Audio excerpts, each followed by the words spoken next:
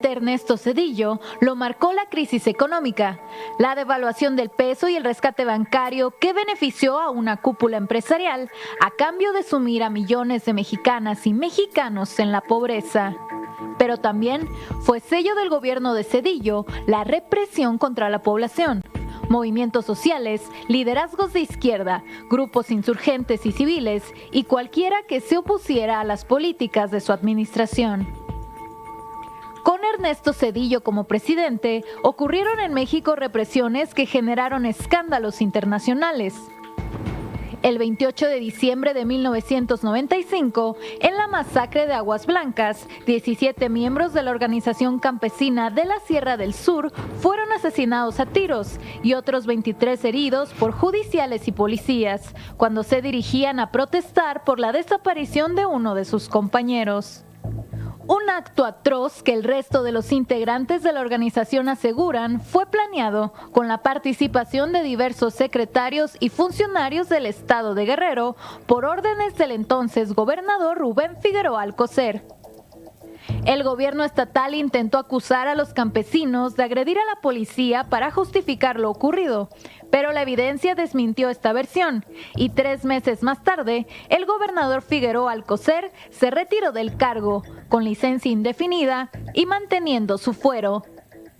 A pesar de las violaciones graves a los derechos humanos que fueron documentadas, los presuntos responsables continúan gozando de impunidad. La política represiva de Zedillo contó con el apoyo del PAN. El titular de la Procuraduría General de la República fue Antonio Lozano Gracia, pieza clave del grupo de Diego Fernández de Ceballos. Fue resultado de un pacto no escrito. El jefe Diego desapareció en la campaña de 1994 para facilitar la victoria de Ernesto Zedillo, a cambio de posiciones en el gabinete. Esta represión estuvo lejos de ser la única durante el mandato zedillista.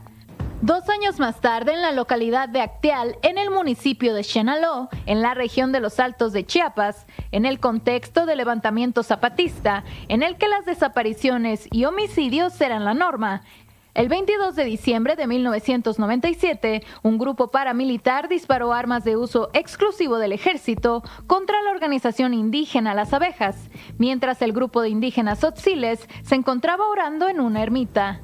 La masacre se prolongó por más de 8 horas y dejó 45 muertos, entre estos mujeres embarazadas, niñas y niños, así como 26 heridos graves y víctimas que murieron por heridas con armas punzocortantes o disparos recibidos por la espalda.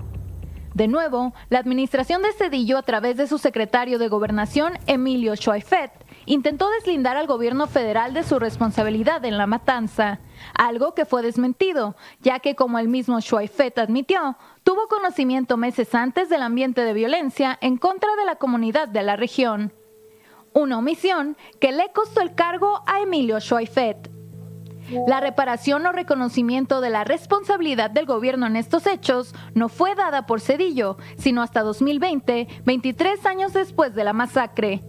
En los años siguientes, los ataques en zonas predominantemente indígenas continuaron. La madrugada del 7 de junio de 1998, en el municipio de Ayutla de los Libres, en Guerrero, 10 miembros de la comunidad indígena y un estudiante fueron asesinados por elementos del ejército mexicano en una escuela en la comunidad de El Charco, a donde acudieron para participar en una consulta popular.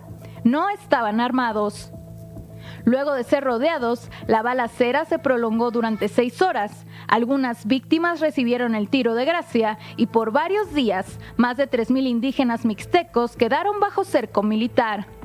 Otro episodio de la guerra de Zedillo contra la población indígena que buscaba su autonomía ocurrió a pocos kilómetros de Acteal, el 10 de junio de 1998, en el municipio de El Bosque, en Chiapas. Más de 1,000 elementos del ejército y de las diversas fuerzas policíacas, acompañados por helicópteros y vehículos artillados, se adentraron y atacaron de madrugada a 3 comunidades, dejando un saldo de 8 pobladores muertos, 53 detenidos y decenas de casas saqueadas. El gobierno argumentó que el operativo fue legal, sin embargo la evidencia apuntó a que la matanza fue una ruptura más del compromiso gubernamental y optar por el uso de la fuerza en lugar del diálogo con la población. El Barzón surgió en 1993 como un movimiento social de agricultores endeudados con los bancos ante las altas tasas de interés y la apertura de las importaciones por el Tratado de Libre Comercio de América del Norte. Inconformidades que con el lema "Debo no niego, pago lo justo" estallaron en fuertes movilizaciones en distintos estados del país, a las que se sumó parte de la clase media afectada por la crisis económica. En la guerra social entre los deudores y la banca, Zedillo tomó el lado de los banqueros, reprimiendo las manifestaciones y promoviendo la ley Zedillo en contra de los deudores para proteger a los bancos y acreedores. La violencia dictada desde el Estado marcó los sexenios de Zedillo y su antecesor Carlos Salinas, pues entre 1988 y 1997 se produjo una persecución sistemática de la oposición y de miembros de partidos como el PRD, que provocó la muerte de más de 600 militantes del PRD, crímenes que nunca fueron esclarecidos.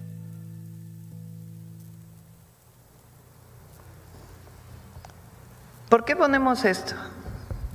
Primero para que, siempre lo he dicho, lo dijimos el 2 de octubre del 2024. ¿Quién fue el responsable de una represión ordenada? Pues el presidente de la República de entonces.